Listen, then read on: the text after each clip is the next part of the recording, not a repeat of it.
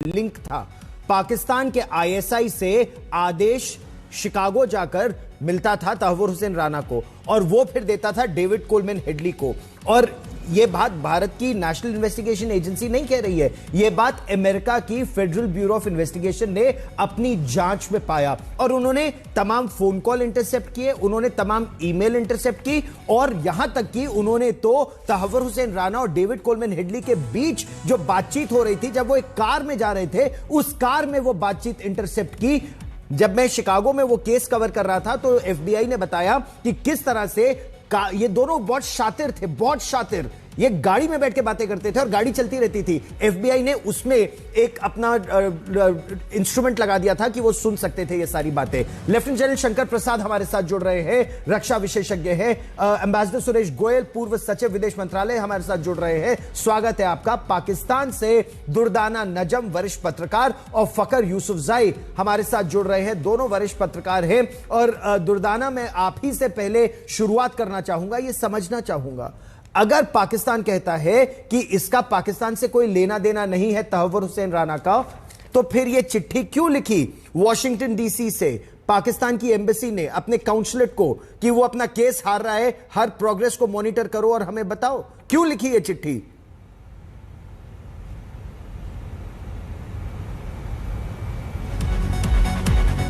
दुर्दाना, आप म्यूट पर हैं, आप अनम्यूट कीजिए अपने आप को।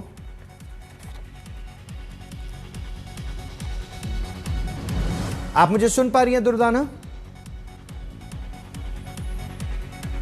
Durdana, can you hear me? चलिए एक बार फिर संपर्क साधने का प्रयास करेंगे। फकर, अगर आप मुझे सुन पा रहे हैं तो पाकिस्तान का एक और झूठ पर्दाफाश हुआ उसका। यह चिट्ठी पूरी तरह से बेनकाब करती है पाकिस्तान को। Fakhar Yousafzai, thank you very much for inviting me. एक तो ये है कि तहव्वुर राना के हवाले से आपने काफी सारी रिपोर्ट्स, आपने खुद जाके इन्वेस्टिगेट किया उस चीज को, और 2011 की एक चिट्ठी का भी आपने जिक्र किया कि वो लिखी गई है। लेकिन अभी जो आज और कल की बात हो रही है, जब उनको हिंदुस्तान के एनआईए के हवाले किया गया, तो उस पे पाकिस्तान का रिस्पांस वो बड़ा इम्पोर्टेंट है, जो कि उसके हवाले से ये कहा गया कि वो एक कैनेडियन नेशनल थे, कैनेडियन पासपोर्ट होल्डर थे, है बल्कि इनफैक्ट थे नहीं। और उसके बाद उन्होंने, जिस वक्त ये इंसिडेंट हुआ था 26/11 का मुंबई, तो उस वक्त भी वो मतलब उसकी कैनेडियन नेशनल जो नेशनलिटी थी वो थी 2001 के बाद। इतना क्यों मर रहा था पाकिस्तान? इतना क्यों मर रहा था पाकिस्तान एक कैनेडियन नेशनल के लिए कि वॉशिंगटन डीसी में बैठ के आपके काउंसलर चिट्ठी लिख रहे थे आपके कॉन्सुलेट को लॉस एंजलिस में कि अरे पता करो वो केस हार गया, आगे क्या हो रहा है उसको ट्रैक करो और हमें बताओ। एक कैनेडियन नेशनल के लिए इतना क्यों छटपटा रहा है पाकिस्तान? नहीं, आपने जैसे बताया कि वो तो बाय बर्थ वो पाकिस्तानी है, पाकिस्तानी था और वो रहेगा, उस बात से तो इनकार नहीं है। लेकिन वो जिस मुल्क के पासपोर्ट पे वो दुनिया में ट्रैवल करता रहा है, वो कनाडा का पासपोर्ट था उसके पास। ये बात तो हमें माननी पड़ेगी ना। इस तरह तो बहुत सारे पाकिस्तानी जो है, या फिर पाकिस्तान आर्मी के जो रिटायर्ड इवन जनरल्स हैं, कर्नल्स हैं, और कनाडा में रहते हैं, वो पाकिस्तान आर्मी के ऊपर अच्छा खासा लंथन करते हैं, बहुत ज्यादा, मतलब एक टफ टाइम उन्होंने दिया हुआ है। उनका यूके में लोग बैठे हुए हैं जो यहाँ से रिटायर्ड है, लेकिन वो काफी बुरा भला भी कहते हैं। तो क्या कहेंगे उस हवाले से? बात तो सारी ये है ना कि अगर तहव्वुर राना ने किसी जगह पे सर्विस किया था, जॉब की थी, और उसके बाद अगर उसने ये वाली चीजें की, एक बात तो ये कि उसको प्रॉपर इन्वेस्टिगेट करना चाहिए। जो आप एफबीआई का जिक्र कर रहे कि उन्होंने गाड़ी के अंदर कोई सिस्टम लगाया था और वो रिकॉर्ड करते थे, यकीनन वो इंडिया के साथ शेयर किया होगा, और इंडिया उसको इंटरनेशनल फोरम पे लेके जाए।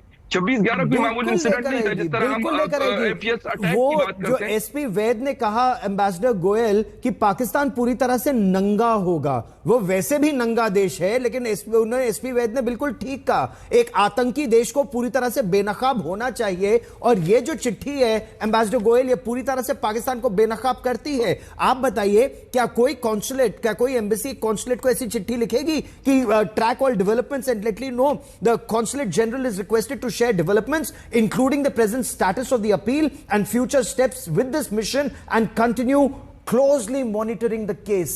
Ambassador, क्या कहती है ये चिट्ठी? देखिए, आपके बात बिल्कुल सही है, और मैं एक दो चीज यहाँ पर कहना चाहूंगा। इस बात से कोई इनकार नहीं कर सकता है कि जब ये तहव्वुर राना ने ये पूरा कॉन्स्पिरेसी बनाई, सारे प्रूफ है कि वो यहाँ पर मुंबई में कहाँ पर ठहरा था, कहाँ पर उसका ऑफिस स्पेस था, किस तरह से उन्होंने प्लानिंग करी।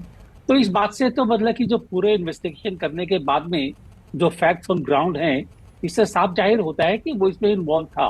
तो इसमें इसमें से अगर मना करना तो फिर पाकिस्तान की फितरत है, मना कर रहे हैं। और एनी केस कोई भी क्रिमिनल, कोई भी जो क्राइम करता है, वो एडमिट तो नहीं करेगा ना कि उसने क्राइम किया है, ये वो तो करता रहेगा ये। और in this case also Pakistan जो कि प्लानिंग के पीछे रहा है, आईएसआई, वो तो मना करता रहेगा, प्रूव होने के बाद ये मना करेगा।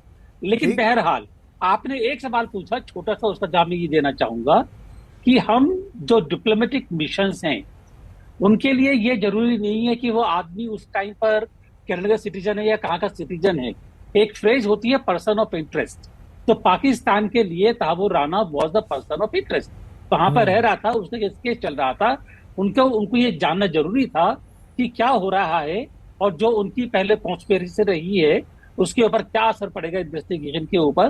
तो इसीलिए उनके लिए जानना बहुत जरूरी था कि तहव्वुर राना का केस आगे क्या कर रहे हैं, क्या नहीं कर रहे हैं। तो उन्होंने अगर अपने कॉन्सुलेट को कहा कि भैया जरा टच में रहिए, देखते रहिए क्या हो रहा है, रिपोर्ट कीजिए, तो एक यूजुअल एक्टिविटी उनकी तरफ से हुई है ये, उसको मैं क्वेश्चन नहीं करूंगा। मैं खाली ये जरूर कहूंगा कि इट डज शो कि Tahawwur Rana was a person of interest. He was more than a person of interest, Ambassador. He was a key operative.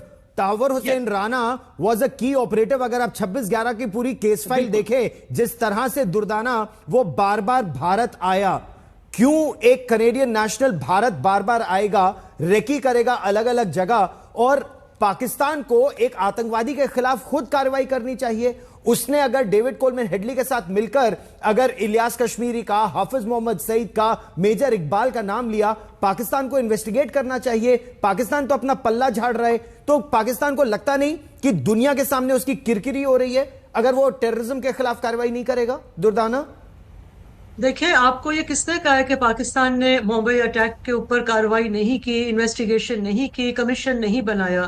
पहली तो बात यह है कि ये कहना बिल्कुल गलत है। पाकिस्तान ने इसके ऊपर पूरा काम किया था। 62 विटनेसेस जो थे उनके एविडेंसेस लिए गए, उनकी प्रोसिक्यूशन की गई। लेकिन सबसे ज्यादा जो मसला पाकिस्तान को फेस करना पड़ा वो भारत की तरफ से था। भारत ने जिन लोगों से जो डिमांड की थी, 24 या 26 लोग थे जिनसे इन्वेस्टिगेशन करनी थी, क्योंकि देखें ये बहुत यूनिक केस है, यहाँ 2 जुरिस्डिक्शंस हैं।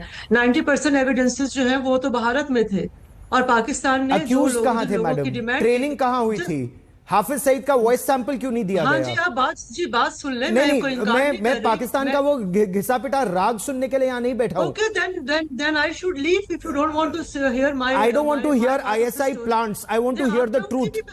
मेरे को सच सुनना है, मेरे को सच सुनना है। आज तक के दर्शक केवल सच सुनना चाहते हैं, वो ISI के पिट्ठुओं को नहीं सुनना चाहते हैं। और इसीलिए मैं जनरल शंकर प्रसाद को बुलाना चाहता हूँ। जनरल शंकर प्रसाद, ये बहुत क्लियर है, प्लॉट 26/11 का पाकिस्तान में रचा गया, पाकिस्तान की आईएसआई इन्वॉल्व थी। जनरल अशफाक परवेज कयानी बहुत क्लियरली पहले डीजी आईएसआई थे, फिर पाकिस्तान के आर्मी चीफ थे। उनके खिलाफ स्टेट एक्टर्स के खिलाफ कोई कार्रवाई नहीं है, तो नॉन स्टेट के खिलाफ कार्रवाई करने को 20 साल 17 साल बाद तैयार नहीं है।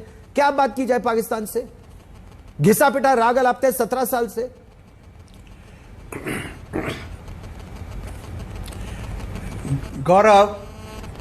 गौरव देखिए, हमने कितने डोजियर दिए हैं, हमने कितनी दफा हाफिज सईद के अगेंस्ट पूरी डिटेल इंफॉर्मेशन। ये मोहतरमा कह रही थी अभी कि सारे एविडेंस इंडिया में है।